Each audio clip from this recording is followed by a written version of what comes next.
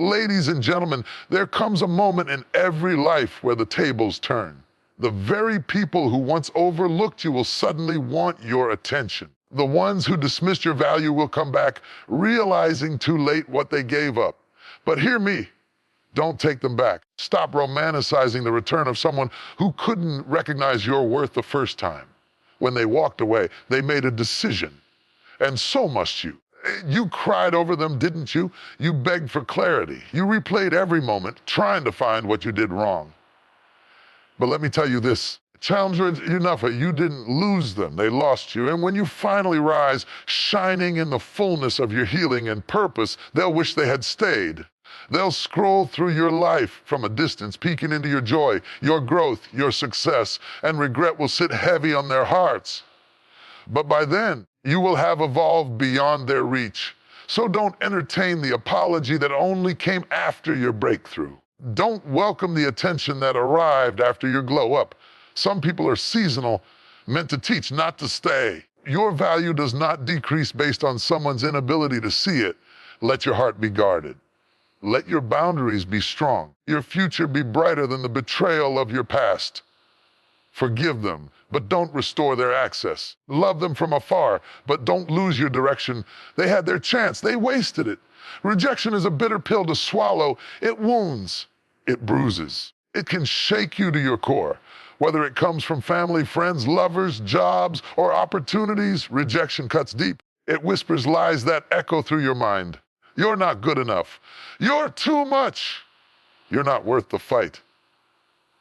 But let me speak life into you right now. Your worth is not defined by rejection. Your value is not up for debate, not up for vote, and certainly not up for approval by those who couldn't see it. You see, many of us have built our identities around acceptance, striving to be chosen, to be liked, to be approved.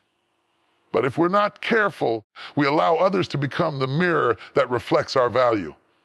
And when they walk away, when they ghost us, when they say we're not enough, suddenly we start believing that we're broken, that we're unlovable, that we're not worth staying for. Let me remind you of something powerful. Just because someone failed to recognize your worth doesn't mean your worth vanished. Diamonds remain diamonds even when buried in the dirt. Gold doesn't lose its value because it's been passed over. What you carry inside you, your gift, your love, your purpose, is not diminished because someone failed to honor it. You may have been rejected by them, but that doesn't mean you're rejected by life. That doesn't mean you're rejected by purpose. That doesn't mean you're rejected by God. Rejection may hurt, but it's not the end of your story. In fact, many times it's the beginning, because sometimes the doors that close on us are actually divine detours. Sometimes the people who walk out were never meant to walk with you in the first place, and sometimes the no you hear is just the echo of heaven saying, I have something better. Rejection isn't always personal. Sometimes it's prophetic. It's a redirection in disguise. You were crying over what didn't stay, not realizing it was blocking what needed to come. You were holding on to hands that couldn't hold your future. You were begging for seats to be filled that were never assigned to your destiny. Don't you know that you are fearfully and wonderfully made? That you were knit together with intention, not accident? You are not disposable. You are not random. You were not made to be tolerated. You were made to be treasured. Stop shrinking to fit places that were never meant to contain you. Stop watering yourself down to be digestible to people who couldn't handle your full flavor. If they walked away, let them go. If they overlooked you, let them watch from a distance, because you will rise not in spite of their rejection, but sometimes because of it. Rejection will teach you to turn inward and upward. It will lead you back to your source. It will show you where you've depended too much on approval. It will expose where you've built altars to people who were never meant to be worshipped. And in that space of brokenness, you will find healing. You will find clarity. You will find yourself again. Because here's the truth, if being rejected by them broke you, then you gave them too much power. And now it's time to take it back. You don't need their apology to move forward. You don't need closure to start over. Sometimes closure is a lie we tell ourselves because we're afraid to release what we already know is dead. You don't need to know why they left. You don't need to understand every betrayal. You just need to remember who you are. And one day, very ones who rejected you will look back and see the person they overlooked. They will watch you rise from the ashes. They will see the glory that emerged from your grief. But by then, you will have outgrown them. You will have healed beyond the reach of their regrets. This is your season of remembrance, not to remember what they did, but to remember what you carry, to remember the power inside of you that doesn't shake just because someone didn't choose you. You're not meant to chase what walked away. You're not meant to convince someone to love you. You are meant to stand tall in your own light and attract what aligns with your truth. So the next time rejection comes knocking, don't crumble. Don't question your identity. Smile, lift your head, and say, this is not the end. This is the clearing. The clearing for new doors, new people, new growth. The clearing for the kind of love and purpose that doesn't require you to shrink. Your worth is not a reflection in someone else's mirror. Your worth is built in, eternal, unshakable, and no amount of rejection can erase what has been divinely written over your life. I will no longer internalize rejection as a definition of who I am. I will no longer let someone's inability to love me become the foundation of my self-worth. I am valuable because I exist. I am worthy because I was created with intention. I am enough, then, now, and always. Sometimes the greatest blessing you'll ever receive won't come wrapped in comfort applause or congratulations. It won't look like favor. It surely won't feel like a gift. Sometimes your biggest breakthrough is hidden inside something that broke you, like the unexpected exit of someone you thought you couldn't live without. We all know the pain of people walking away, the silence, the unanswered texts. The promises that turned into confusion. The ones who said they'd stay, didn't. The ones you gave your heart to, only to have it returned shattered. It wasn't an accident. It wasn't random. It wasn't just a personal loss. It was a spiritual alignment, a divine appointment masked as a painful goodbye. Because sometimes before God blesses you, He subtracts. Before He adds to your life, He removes what's in the way. And what's in the way is not always something bad. It can be something familiar, something comfortable, something you pray to keep. Some exits are orchestrated by heaven, and you won't understand it in the moment. You'll cry, question, replay the scenes over and over in your mind. You'll ask, why did they leave me? What did I do wrong? Why wasn't I enough? But listen carefully, you didn't lose them. They were released because they couldn't carry the weight of your next season. There are some places God is taking you that not everyone is qualified to go. Some tables are set just for you, and not every face from your past can sit there. If you bring the wrong people into your purpose, they'll poison the promise. They'll delay the journey. They'll distort the vision. So before elevation comes separation, before glory comes pruning, and before fulfillment comes loss. It doesn't mean you're unlovable. It doesn't mean you're unbroken. It means God saw something in your future that required a shift in your circle. People exit your life. It's tempting to see it as rejection, but more often it's redirection. The end of a chapter doesn't mean the end of the book. It means something new is being written, a better storyline, a plot twist, a divine unfolding. You prayed for growth. You prayed for peace. You prayed for purpose. But when God began to answer your prayer, it didn't look like an opportunity. It looked like someone leaving, because growth often starts with letting go. Some exits are an act of mercy.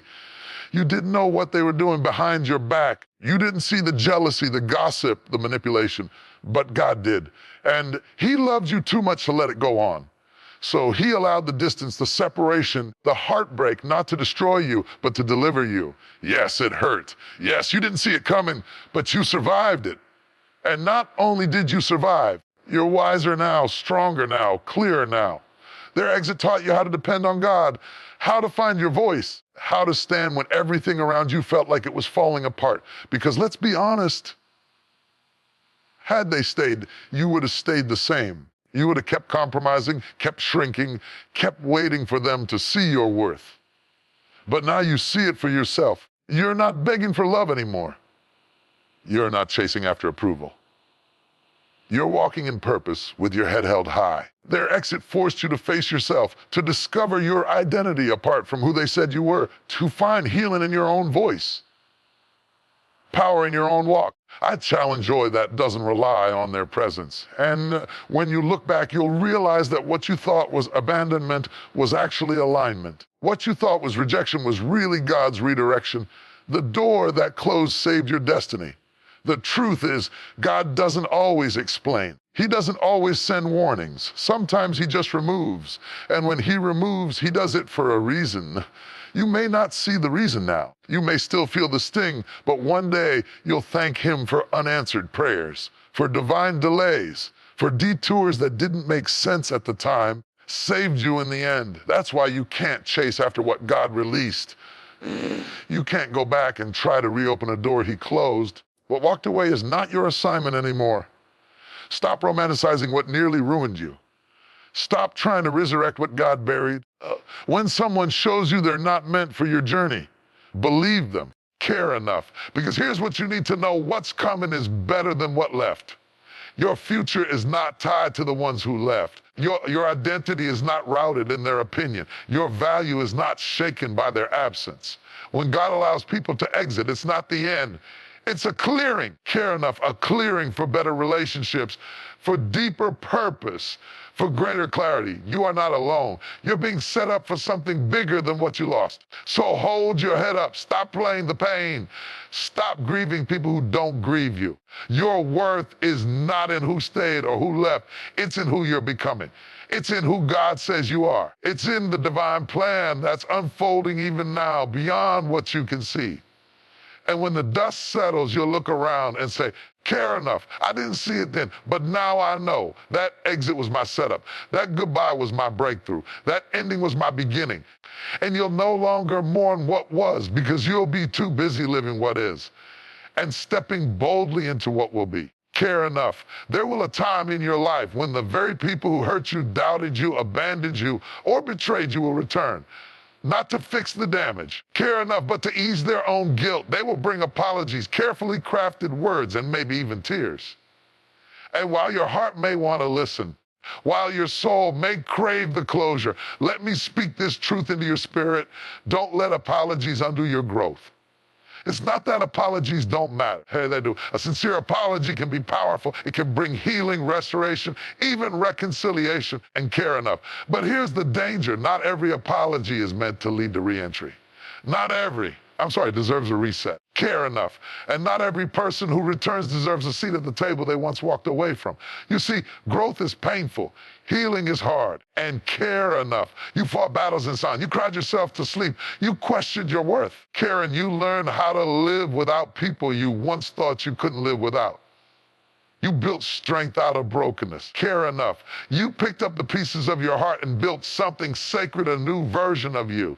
That version of you, the one who rose from rejection, who learned how to stand tall without validation, who no longer needs permission to feel worthy. That version of you is precious. Protect it. Care enough. Because here's what often happens. Someone leaves your life in chaos. They wound you deeply. And when they return with an apology, care enough. The temptation is to slide right back into the old patterns. You forget the nights you questioned your sanity. You overlook the weight of their absence. You dismiss the pain of their betrayal.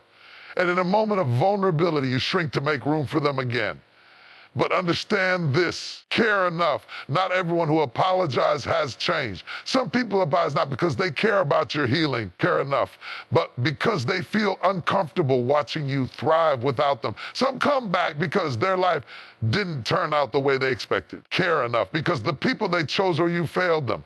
Because now they see the value they once ignored. And care enough. Recognizing your worth now doesn't erase the damage they did when they couldn't see it. It doesn't entitle them to be part of your healed journey. Growth is sacred. It is divine. It is not just about becoming better. It's about becoming whole. And part of being whole is understanding boundaries. Enough. Not every bridge needs to be rebuilt. Not every door needs to be reopened. Some things need to remain closed. not out of bitterness, but out of wisdom. You can accept the apology and still keep your distance. You can forgive without re-engaging. Care enough. You can love someone and still recognize that your peace is more important than their presence. Sometimes, and care enough, we hold on to people because we're afraid of what life looks like without them. But let me remind you, you've already survived their absence. You've already learned how to thrive alone. You've discovered joy in your own space. Don't trade that independence for emotional manipulation disguised as repentance. And yes, people can change, but real change is proven over time. Enough, not in tearful words and empty promises. If their apology requires you forget how far you've come, it's not reconciliation. It's regression. Care enough. You were not put on this earth to be someone's lesson, someone's maybe later, someone's backup plan. You are not a holding place for people to come and go as they please. You are not a rehabilitation center for the emotionally unavailable. So when apologies come, and care enough, listen with grace, but respond with wisdom. Ask yourself, does this person support who I'm becoming? Or do they only miss who I used to be? Do they honor my growth? Or are they trying to access the version of me that tolerated what I no longer accept? Healing changes your standards. A growth makes you outgrow places, people, and even past versions of yourself. What you allow then, you no longer tolerate now. What you excused before, you now confront. What you once thought was love, you now recognize as control, fear, or dependency. So when that apology shows up, through a message, a call, or an unexpected conversation, pause. Don't rush to restore. Don't be so quick fix what was never meant to be whole again. Instead, care enough. Look in the mirror and remember how far you've come. Remember the nights you prayed for strength. Remember the seasons you survived alone. Care enough and remind yourself that growth is not worth trading for comfort. Yes, forgive, always forgive.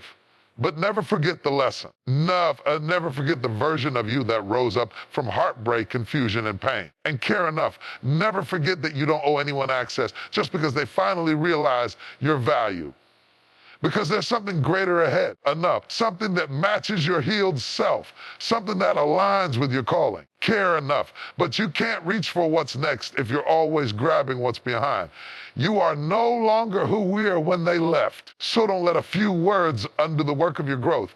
Don't let guilt or nostalgia tie the knots you've already untangled. Don't let your compassion become a cage. Forgiveness is one of the most powerful, liberating choices you will ever make in life. It is strength in its purest form. To forgive is to choose healing over hatred, peace over poison, freedom over bondage. But hear me well, forgiveness does not mean access. Too many people confuse forgiveness with reconciliation. Care enough, they think that just because you let go of the anger, the bitterness, and the pain, that you also let that person back into your life, your space, your care enough, your trust. But that's a lie, a dangerous lie. Forgiveness is your responsibility. Access is their responsibility. Forgiveness is free, but access is earned. You can forgive someone completely, bless them from afar, wish them nothing but good, and still recognize that they do not belong in your life anymore. You see, forgiveness is internal. It is the work you do inside yourself to let go of resentment and pain. It's the decision to stop allowing the offense to control your thoughts and emotions. It's the moment you say, you no longer get to live in my head rent-free. But access is external. Access is boundaries. Access is discernment. Access says, I can love you from a distance, and I will not allow you back into the same space you once violated. Yes, you may forgive your ex. That doesn't mean you have to date them again. Yes, you may forgive your friend who betrayed you, but that doesn't mean you have to trust them with your secrets again. Yes, you may forgive your family member who hurt you deeply. That doesn't mean you have to keep them at your dinner table if they still bring chaos into your peace. See, there's a misconception that if you truly forgive, you must reconcile.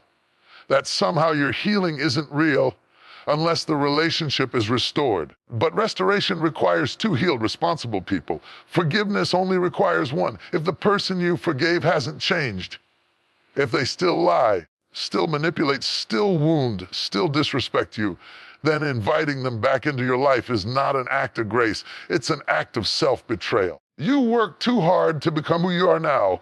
You prayed too long. You cried too many tears. You broke cycles. You healed wounds. You peeled off layers of trauma. You learned how to breathe again. You are not required to reopen the door just because someone says, "I'm sorry," because some apologies come with no change. Some people apologize not because they see your worth, because they miss the access they once had. They miss the comfort, the convenience, the way you made them feel. They don't miss you. They miss the version of you who tolerated being mistreated. You've evolved. You've grown. You've set new standards. And those standards are not a punishment. They are protection. Protection for your peace, your future, your calling.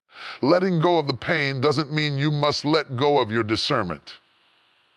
It doesn't mean you silence your inner wisdom. It doesn't mean you abandon your boundaries in the name of love. This is not about revenge. This is about responsibility. You are not punishing people by creating distance. You are protecting the future that God has placed in your hands. Some relationships were seasonal, permanent. Some connections were lessons, not life partners. Some doors were meant to close, and when they did, it was mercy. Forgiveness doesn't mean you pretend it didn't happen. It doesn't mean you erase the memory. It doesn't mean you ignore the consequences. It means you choose to no longer be held hostage by someone else's actions. But you still get to choose how close they are to you. You do not have to re-invite them into the space where you were broken. You do not have to hand them the same level of trust they once betrayed. You do not have to make them comfortable at the expense of your own peace. You can be kind and clear. You can be loving and guarded. You can be peaceful and distant. You don't need to prove your forgiveness by putting yourself in harm's way again. You don't need to validate their apology by offering them the same position in your life. Growth means things change, and sometimes that includes who gets close to you. They may not understand. They may accuse you of being bitter, cold, unforgiving, but let me remind you, you are not responsible for their comfort. You are responsible for your calling. So yes, forgive. Forgive often. Forgive deeply. Let your heart be clean, soft, and light, but be wise with your access. Be mindful of your space. Be selective about who gets close to your soul. So walk in grace, but walk with strength. Forgive them. But don't forget what it cost you to heal. Don't forget who you had to become to get to this place of peace. Don't let guilt or manipulation twist your clarity. Don't confuse closure with reunion. Challenge is a call on your life, a purpose that's been placed within you since before you were even born. A destiny that's greater than your past, stronger than your struggles, and more powerful than your pain. But let me tell you something that many never say out loud. Not everyone will be happy about your progress. Not everything from your past can follow you into your future. And not all distractions come in ugly packages. Some come dressed as comfort, nostalgia, or unfinished business. Because every time you take a step forward, there will be something or someone trying to pull you back. Every time you begin to grow, evolve, and transform, there will be voices from your past, old habits, old relationships, old environments, calling you by the name of who you used to be. Not because you owe them anything, because they're uncomfortable watching you become who you were always meant to be. And here's the truth, not every distraction looks like destruction. Some distractions feel like home. They feel familiar. They feel like the thing you used to run to for comfort. That old friend who still talks like you're stuck in high school. That ex who shows up just when you've finally healed. That environment you escape but sometimes daydream about when the pressure of purpose gets heavy. But don't let your memory trick you. Don't let your loneliness lie to you. Don't let your history hijack your destiny. You've cried too many nights, fought too many inner battles, endured too many seasons of silence to trade your peace for familiarity. Protecting your destiny requires discipline. It means saying no, even when it feels easier to say less. It means choosing solitude over company that drains you. It means being misunderstood for walking away from what others still settle for. There are places God is taking you that not everyone can go. There are levels of purpose that require a different mindset, a higher standard, a deeper commitment. And if you keep letting old distractions back in, you'll keep sabotaging your own future. Distractions are not always evil. They're often subtle. They don't show up with red flags. They show up with memories, with conversations that feel like closure, invitations to just catch up.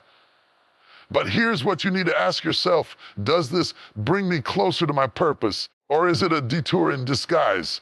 You have to become so focused on where you're going that you no longer have time to entertain what's trying to keep you in who you were. The old you would have answered that call.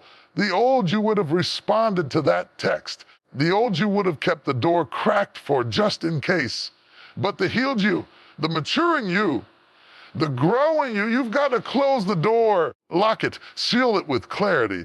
Because the truth is, every time you give attention to an old distraction, you delay the assignment on your life. You extend a season that was supposed to end. You reopen wounds that were finally healing. You trade growth for comfort and purpose for nostalgia. Here's the hardest part. Sometimes the distraction is a person you love, a place that shaped you, a habit that soothed you.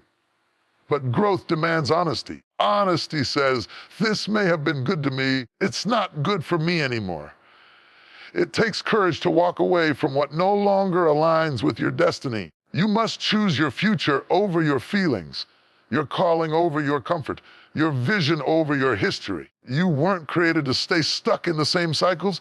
You weren't designed to keep repeating the same heartbreaks, friendships, or failures. There's something greater on the other side of your discipline. There's something more powerful waiting beyond your resistance to let go. That's why you've got to protect your mind, protect your time, protect your energy, protect your peace, protect your space like it's sacred.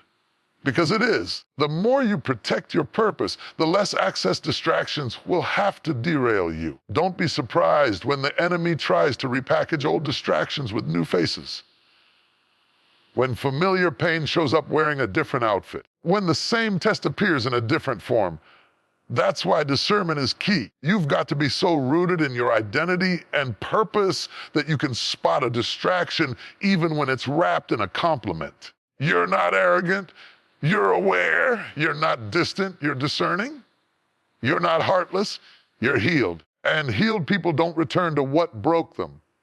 Focused people don't pause for distractions. Purpose-driven people don't waste time explaining their growth. Every conversation you entertain with a person who no longer aligns with your growth is time you could be pouring into your calling. So the next time the old distraction calls, whether it's a person, a temptation, or a mindset, let your silence be your answer. Because your destiny deserves your full attention. Your future deserves your full commitment. And your purpose deserves more than being postponed for another round of lessons you already learned.